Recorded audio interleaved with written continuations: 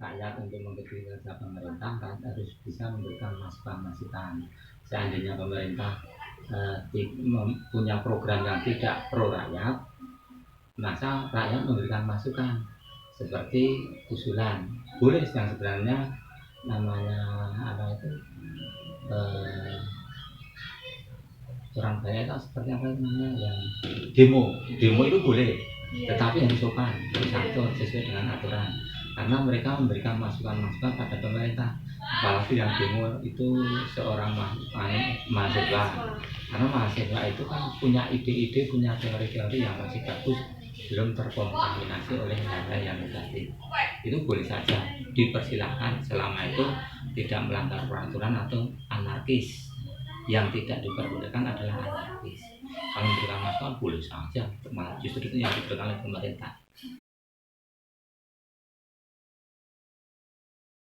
Pemerintah yang bagus adalah pemerintah yang menjalankan pro rakyat. Artinya pemerintah menjalankan roda pemerintahan ini yang bermanfaat bagi rakyat.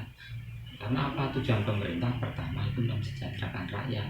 Tujuan utama itu adalah mensejahterakan rakyat. Rakyatnya yang makmur, adil. Semua pemerintah akan bertujuan melindungi rakyatnya, akan mensejahterakan rakyatnya. Tujuan pemerintah yang good government adalah itu. Good government itu seperti itu. Yang satunya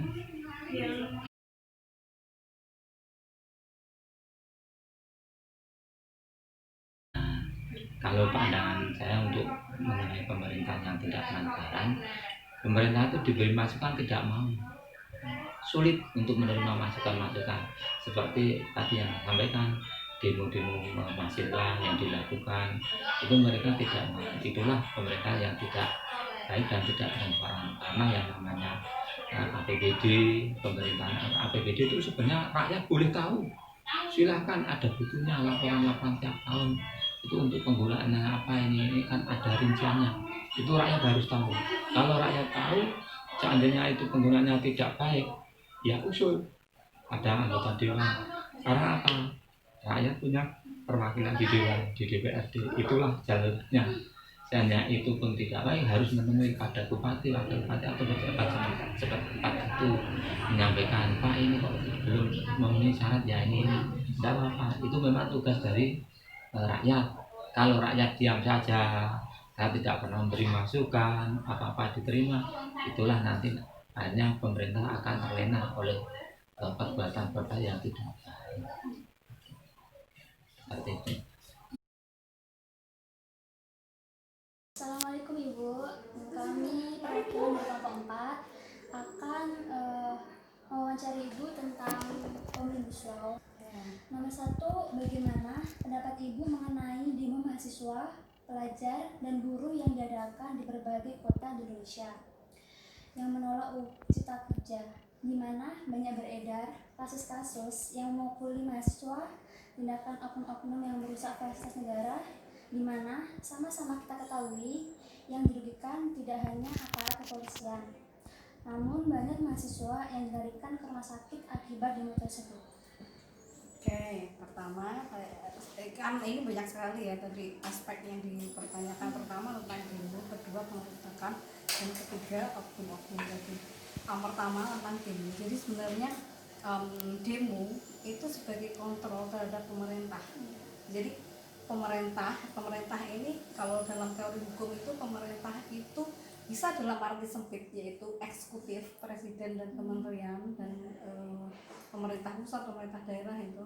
Nah kemudian dalam arti luas pemerintah itu ya semua organ yang menjalankan negara, baik itu eksekutif, legislatif, dan yudikatif. Nah demo itu sebenarnya sebuah namanya demo itu unjuk rasa, bahasa Indonesia unjuk rasa ya, unjuk rasa berarti apa? Dia ingin menyampaikan aspirasi kepada pemerintah ya.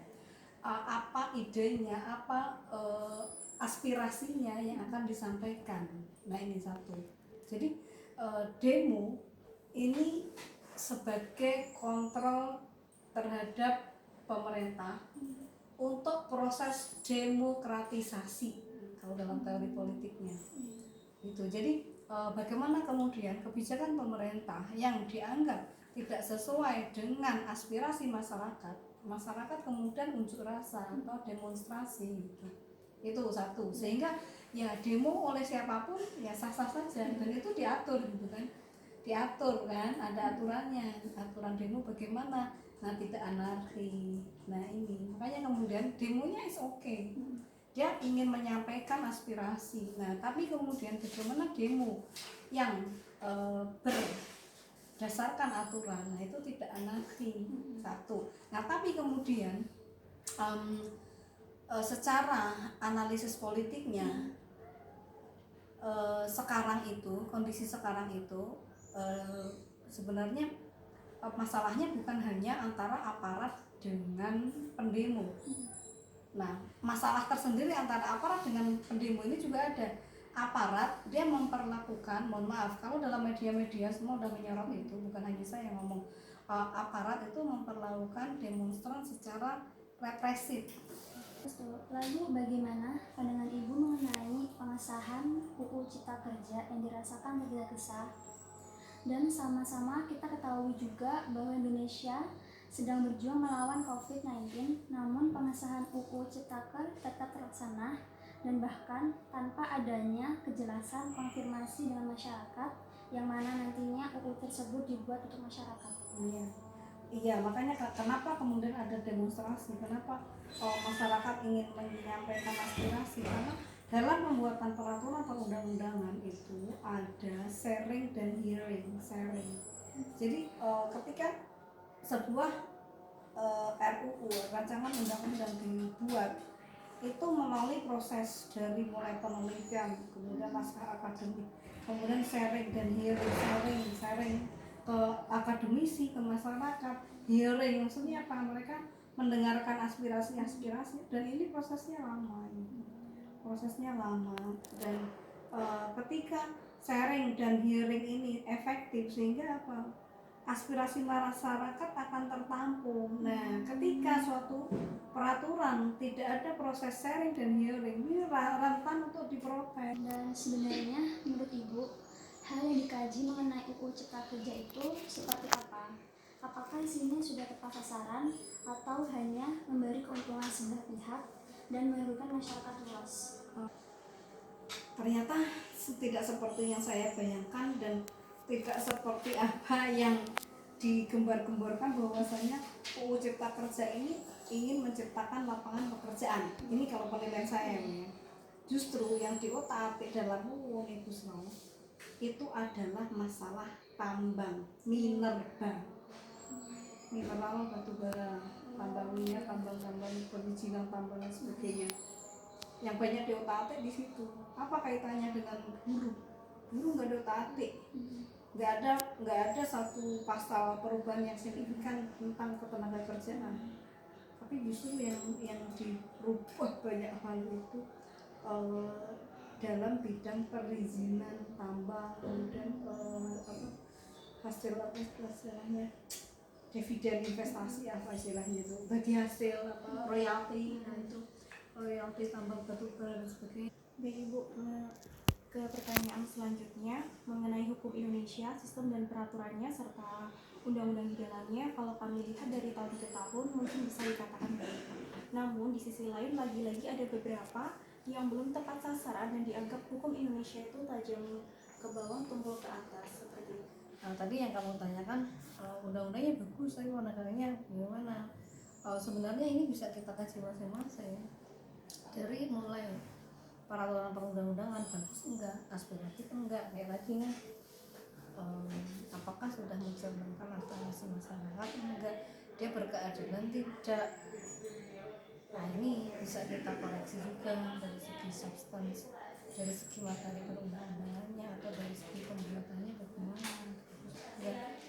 Nah kedua penegakannya, nah kadang peraturan bagus penegakan enggak, atau kadang dari mulai pengaturannya itu udah nggak bagus, hingga misalnya ya kasus nenek mencuri apa ya, dia memang kalau dalam undang-undangnya dihukum ya dihukum gitu, karena apa, hakim menegakkan undang-undang itu disalahkan hakimnya gitu, karena memang hakim itu berdasarkan undang-undang. Nah tapi ini teori lama. Kalau teori baru sekarang yang lagi diwacanakan itu bagaimana hukum progresif, bagaimana kemudian istilahnya ada tadi legisme. Nah ini pelajaran dokter ini.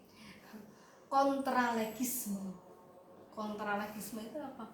Bahwasanya hukum itu tidak hanya apa yang tertera dalam undang-undang, tapi apa? Hukum itu juga karena gini, kadang dalam undang-undang ini tidak dicapai suatu keadilan yang benar-benar adil gitu. Jadi Bagaimana cara rakyat untuk mengkritisi kinerja pemerintah yang misalnya tidak transparan, sewenang-wenang, korupsi dan lain sebagainya, yang bahkan banyak masyarakat yang tidak tahu jika pemerintahnya itu transparan atau tidak dengan masyarakat, begitu Bu, sehingga masyarakat hanya bisa nurut-nurut saja dengan pemerintah.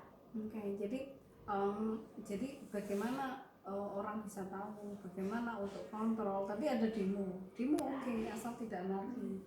Nah kemudian cara lain apa? Nah ini yang kemudian perlu sosialisasi ke masyarakat. Jadi gini, masyarakat ini siapa sih yang memberi pemahaman ke mereka tentang ini?